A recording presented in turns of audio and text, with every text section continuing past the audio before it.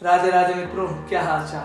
सब बढ़िया मित्रों। आज जो कथा मैं आपको सुनाने जा रहा हूँ, इस कथा का उल्लेख हमारे कई स्पिरिचुअल बुक्स, हमारी कई पौराणिक किताबों में किया गया है। इस कथा का नाम है श्री राम जन्म कथा। मित्रों, आप सभी ने भगीरथ का नाम तो सुना ही होगा, महाराज भगीरथ, जिनके कारण से आज पृथ्वी पर गंगा बहती है और करोड़ों लोगों का जीवन आसान बनाती है। मित्रों, प्रभु श्री राम का जन्म महाराज भगीरथ के कुल में ही हुआ था। मित्रों, महाराज भगीरथ के पुत्र का नाम था खट्वांग, खट्वांग के दीर्घबाहु, दीर्घबाहु के रघु, रघु के अज और अज के दशरथ, महाराज दशरथ। महाराज दशरथ एक बहुत ही प्रतापी राजा थे, प्रजा संतान से प्यारी थी।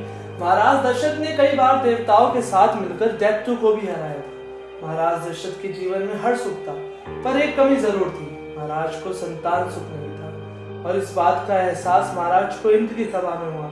जब महाराज दशरथ अपने मित्र इंद्र से मिलने स्वर्गलोक पहुंचे, तो इंद्र ने महाराज दशरथ को देख अपना आधा सिंहासन खाली कर दिया और अपने मित्र को अपने पास बैठा और काफी बातें करी और कुछ देर बाद पूरे स्वर्गलोक घुमाया।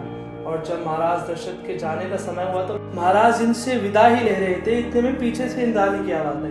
इंद्राणी अपने कर्मचारियों से कह रही थी कि सिंहासन धो डालो। ये बात महाराज दशरथ ने सुनी तो महाराज ने इंद्राणी से पूछा कि रानी, आप सिंहासन क्यों धुलवा रही हैं?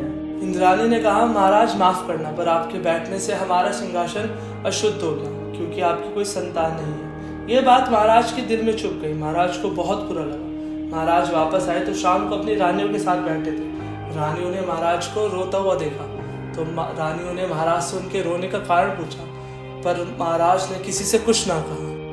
महाराज अगले दिन सुबह सबसे पहले अपने गुरु के आश्रम गए और अपना मुकुट गुरु वशिष्ठ के चरणों में रख दिया और रोने लगे। गुरु वशिष्ठ ने महाराज को उठाया और महाराज से कहा, महाराज क्या बात है, आपकी आंखों में आंसू? महाराज ने गुरु वशिष्ठ से कहा, गुरुजी, आपकी कृपा से मेरे पास सब कुछ है, पर मेरे महल की दीवारें चाहती हैं कि कोई छोटा सा बच्चा किलकारी मारकर मेरे आंगन में खेले। गुरुदेव, मेरे जीवन में सब कुछ है, पर संतान सुख नहीं है। वशिष्ठ ने महाराज दशरथ को गले से लगाया, सिर सहलाया, कहा, मेरे बच्चे दुखी ना हो, तुम्हें संतान सुख मिलेगा और तुम 4 पुत्रों के पिता बनोगे, जिनका नाम विश्व प्रसिद्ध होगा। महाराज ये सुनकर बहुत खुश हुए, खुशी से नाचने लगे। इतने में गुरुदेव बोले, राजन, तुम्हें पुत्र तो होगा, पर उसके लिए तुम्हें पुत्र यतिष्ठि यज्ञ करना होगा और ऐसे ऋषि को बुलाना होगा जिनका उच्चारण शुद्ध हो, वेद मंत्रों पर जिनका अधिकार हो, तब जाके तुम्हें सफलता मिलेगी। महाराज बोले, गुरुजी, मैं अज्ञानी हूँ, मैं कहाँ से ऐसे ऋषि को ढूंढूंगा? मैं तो अपना जीवन आपको सौंप चुका हूँ। गुरुजी, क्या करना है, कैसे करना है, वो सब आप जानो। तब गुरु वशिष्ठ ने श्रृंगी ऋषि को बुलाया।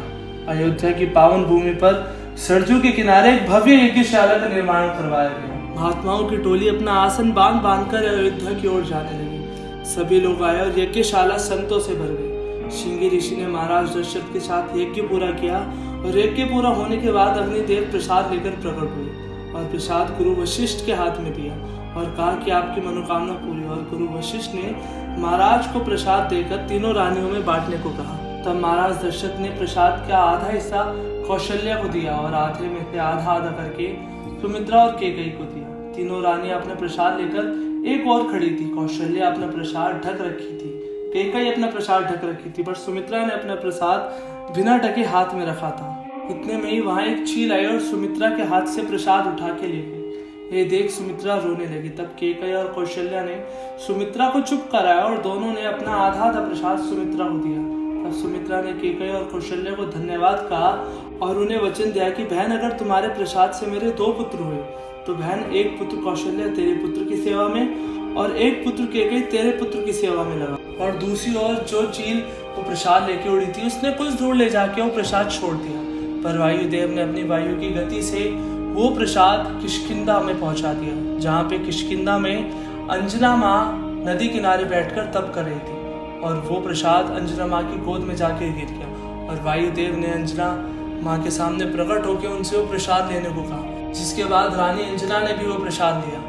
और कुछ समय बाद रानी अंजना को ऐसा लगने लगा कि मेरे घर संतान आने वाली है। और दूसरी ओर अयोध्या में भी तीनों रानियों को लगने लगा कि हाँ, मेरे घर पुत्र संतान आने वाली है। कुछ समय बाद 9 महीने बाद तिथि को भगवान श्री राम का जन्म और दूसरी ओर किष्किंधा में महाबली हनुमान का जन्म। मित्रों आशा करता हूँ कि आपको मेरे द्वारा बताई गई बातें अच्छी लगी होगी, आपको ये कथा अच्छी लगी होगी। अगर आपको मेरे द्वारा बताई गई ये कथा अच्छी लगी तो मेरे चैनल को सब्सक्राइब करें, वीडियो को लाइक करें और ज़्यादा से ज़्यादा शेयर करें। राधे राधे।